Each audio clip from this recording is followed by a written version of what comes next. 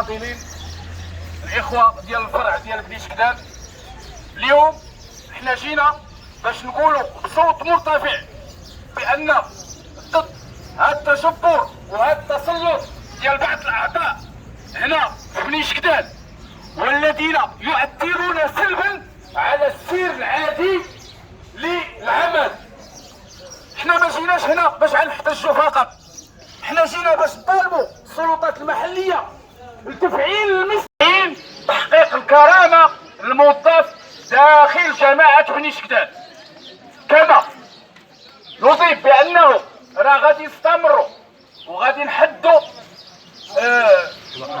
وقفات اشكال نضاليه اخرى ستحدد مستقبلا، وما غادي نحبسوا ان شاء الله الى ان يستعيد الموظف الكرامه ديالو كامله. وشكرا الاخوان.